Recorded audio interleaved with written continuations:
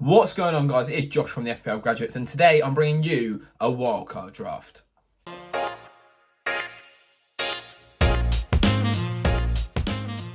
So it's been highly requested that we bring out a wildcard draft / a free hit draft. You can sort of use this draft for both of those sort of chips. I'll discuss who to bring in if you're bringing in a free hit, but we are going to focus on the wildcard draft. Obviously, it's a big double, game week 26. Lots of chips being thrown around. I think a few people asked for wildcard. Personally, for me, I'll be triple captaining this week. But yeah, let's get into it. So let's crack on with this wildcard. In goal, the first goalkeeper position, we're going to go with Aaron Ramsdale of Arsenal. He's been probably the surprise keeper of the season. I don't think anyone expected him to come from Sheffield United to Arsenal and have this big of an impact on FPL already.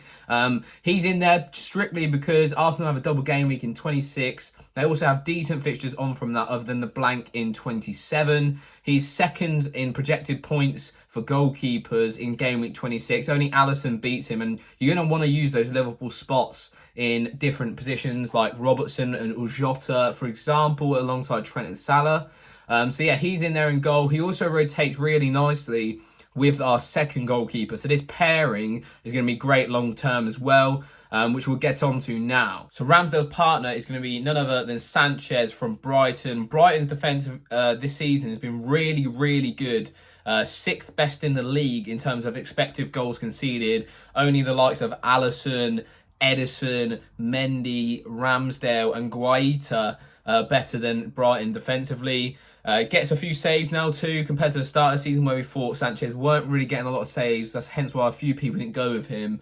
But again, like I said, the fixtures rotate extremely well. So from between now and game week 38, the last game week of the season, Brighton and Arsenal don't face a difficulty ranking of above 3. So they don't face any of the big boys like City, Liverpool, combined between them. So when, say, Arsenal do play City or Brighton do play City, you can then rotate with Ramsdale, who will have a easier fixture, and likewise with Sanchez. So those two are probably the perfect combo going into the end of the season in terms of goalkeeper pairing. So moving on to the defence, we're going to look at the first player, and he should be in everyone's teams already. It's going to be Trent Alexander-Arnold. What do I need to say about him, really? He's absolutely unreal this season, as always. Highest for the expected assists in defenders at 7.83, which is absolutely crazy. His attacking output's insane. Obviously, clean sheets to boot as well, which is incredible. Even challenging Mo Salah for captaincy in double game week 26. If that doesn't tell you enough, I don't know what I need to say to bring in Trent to your team. So the second pick's going to be a little bit cheaper than Trent. It's going to be Kilman of Wolves. A £4.5 million defender, and that's because Wolves have one of the best fixture rankings up until the end of the season too. They don't blank in game week 27 as well, which is important to remember if you're wildcarding right now. So yeah, he's going straight in there. A lot of people maybe suggest Nuri or Semedo for that attacking output, but I think there's potential rotation risks with those guys, with Johnny coming back, with Marcel coming back. We saw Marcel actually start and then got injured again instead of Nuri. So yeah, I definitely lean towards Kilman or Cody, but I chose Kilman because he's the cheaper one of the centre halves. And yeah, I think he's got some good attacking output. Obviously got a bonus point against Spurs last week too.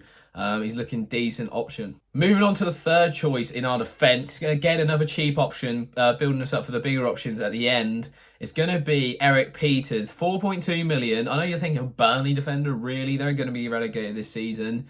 Burnley, though, 2 double game weeks back-to-back, game week 26 and 27. That's 4 fixtures in 2 weeks. You can't really turn your nose up at that. 4.2 million as well, cheap as chips. Burnley as well, decent fixtures up until the end of the season. They only face Chelsea and City, and that's more towards the end of the season too. Obviously, at that price, you can easily bench Peters and rotate him around. A lot of people will look towards Pope on the double game weeks, but I think Eric Peters is a great, cheaper option. We've seen him get attacking returns too in the past. So he slots in there at number 3. So next up, we're going back to a premium. We're going with Andrew Robertson. Robertson and Trent currently only have a 3% combined ownership in the top 10k, which I think is crazy. considering how good these two can be. Robertson's really picked up his performances in the second half of the season, and you can see that definitely with the amount of threat he's posing to Trent in terms of points. He seems to be outscoring Trent quite often now. So having both of them, obviously with Trent's ownership being so high, it's almost like a massive differential in your team. He's under 10% at most ranks. So he's straight in my team. He's in my wildcard team actually right now. Got 7 points against Burnley for me. He's had very, very good attacking stats, over 4xA this season, which is fantastic. And he's looking really solid, so I'd get him in there alongside Trent. Last and by no means least, it's going to be João Cancelo. Obviously, João Cancelo might be a bit of rotation risk going into towards the end of the season, but I think we'll still see him get minutes in the Premier League. Obviously, Champions League is going to be a very, very important scenario for City, so you might see him get rotated a little bit, but he's been fantastic so far. His ownership's so high that if you're not owning a City defender, it's going to pretty harm your rank. And I think until we see him get rotated a little bit more, I think it's worth keeping him in. And obviously, if he does get rotated, he's quite a high-priced asset that you could take him out for almost anyone. So he's in there for me. Great stats this season. Obviously, barely really plays fullback, to be honest. So he's our fifth and final defender. So moving on to midfield now, and this is where the big guns come out. First of all, we're going to bring out the biggest gun. It's going to be Mo Salah. Obviously, my triple captain personally in Game Week 26. Let's see how that goes. He's the highest projected points for any player according to Fantasy Football Hub in that game week, with 18.5 predicted points for that game week. Obviously, if you're triple captain in him, that's a massive amount of points. He's also the top projected points, as you'd probably expect for Mo Salah, for the next 10 game weeks as well, with 57 points projected in that time. So really decent. He also blanks in one of those game weeks as well. So I think if you like, why would you not own Mo Salah right now? I just don't think there's a reason. A lot of people potentially saying about rotation due to the AFCON, but I think he's just such an integral member to that team. We've seen it before.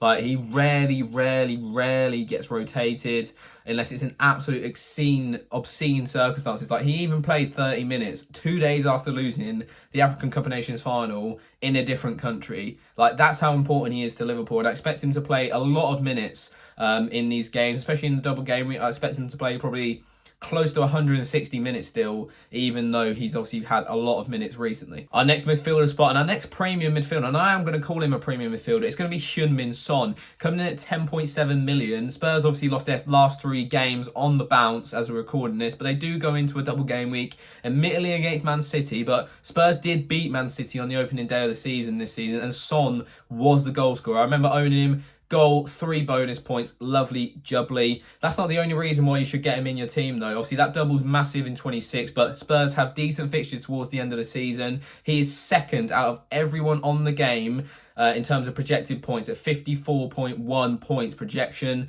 That is only 3 less than Mo Salah, just put it into some context. So he's really important to own. I think having a Spurs attacker is going to be important towards this end of the season. I can't see Conte giving up without a fight for that top 4 position. And that's another thing you have to bear into consideration, is you're going to need players who are actually going to play. So maybe there's some of the likes of Liverpool players and the City players you might have to get rid of towards the end of the season because they've finished their domestic campaign. They're more focused on maybe the cup competitions that are involved in. So Heung-min Son is a must for me. So next up, it's actually not going to be a double game week player in Game Week 26. It's going to be Jarrod Bowen from West Ham. And what form he's been on, by the way. In the last 6 game weeks, he's only blanked once and he's returned 4 double-digit hauls. You heard him right, 4 out of 6. That's insane numbers. If he had a double game week this week, I think he'd generally be in consideration for the triple captaincy. And some people even done that when he did have a double game week earlier in the season. Like I said, really good player so far, in great form. I think he'll be budding, trying to get into that England team coming up over the summer. Obviously the World Cup as well in the winter. So yeah, he's a really good option. I think the fixtures as well, they're not the best, don't get me wrong, for West Ham, but West Ham equally fighting for top 4, as mentioned before, with Spurs. So I think he's going to be a really crucial player, and all their attacks go through him now. We've seen Antonio's contribution really drop off. He's becoming more of a provider for everyone, linking the play. Bowen's feeding from that and getting loads of points from it as well. So that's why he's back in the team. Only real tough fixture in the next 6 is going to be Liverpool, Spurs, maybe Wolves as well. Obviously, they're a good defensive team, but I think he could easily score against any team due to the form that he's in right now. So our fourth choice midfielder is going to be Bukayo Saka from Arsenal. Arsenal have a lovely double game week this week against Brentford and Wolves. They do blank in 27, but there is a potential to face Chelsea in a double game week in game week 28. Not confirmed yet, but definitely on the cards for sure. Saka has one of the highest projected point scorers for midfielders in the next 5 game weeks, scoring 26.9 on projected points list, which is fantastic. Like I said, really nice double coming up. Probably the best Arsenal midfielder, in my opinion, that you could choose out of the lot right now. So that's why he's in our team. So moving on to our final midfielder spot, and it's going to be Maxwell Cornet of Burnley. 2 double game week fixtures in 26 and 27. And Burnley's fixtures as well for the rest of the season aren't too bad either if you needed to hold him long term, if you couldn't ship him out. He's got 2 double-digit hauls this season, which isn't too bad considering the amount of minutes he's played as well. I think it's between him and Weghorst, between a Burnley attacker if you want to choose. Obviously, it doesn't have to be your team.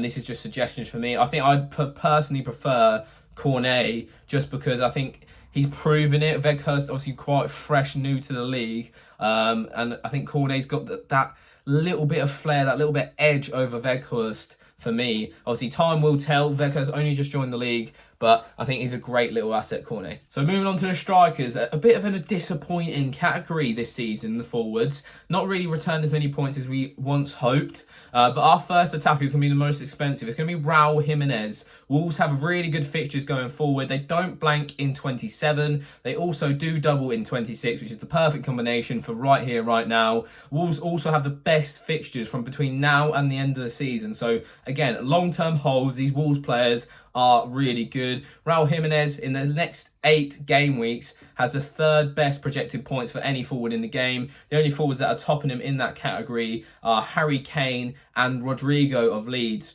So yeah, I think in that regard, he's really, really high sought after. We've seen Jimenez, he can score penalties, those sort of things.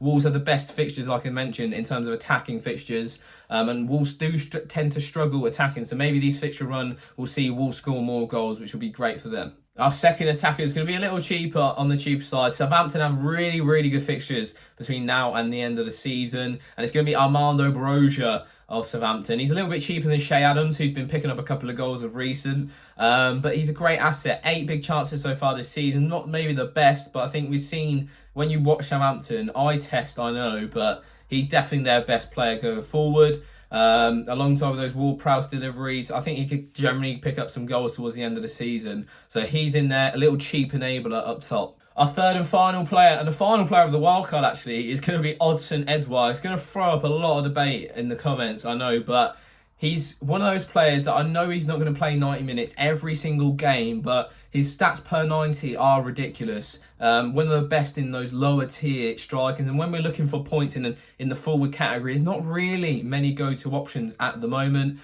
So he's in there for me. Palace, obviously, double in 26. They don't blank in 27. So there's already fixtures there for Edouard to potentially play in where other players can't. Which is fantastic for him. I wouldn't double up on Palace in terms of attack, like an Elise and Edouard. I think having 1 is enough. For me, I brought 2 in on my wildcard, hoping that Edouard would get maybe an extended run in the team. Mateta's come into play now, but Palace's fixtures are really, really good until the end of the season. They obviously have the double against Chelsea and Watford, followed by Burnley, and then there's a string of greens in there as well. So, yeah, make sure you check out Palace attackers. Maybe even if you don't want Edouard, you could probably go maybe Zaha and Weghorst if you can afford that sort of transition in between Cornet and Edouard in this team. So yeah, that wraps up the wildcard draft. Thank you all for watching. If you haven't already, please make sure you hit the like and subscribe. Ding dong that notification bell as well. Why not? Make sure you follow us on Instagram, Twitter and TikTok as well. There are other socials, as you know. Thank you very much for watching. Any changes to the wildcard draft, let us know in the comments. Let's have some debate, and I'll see you later.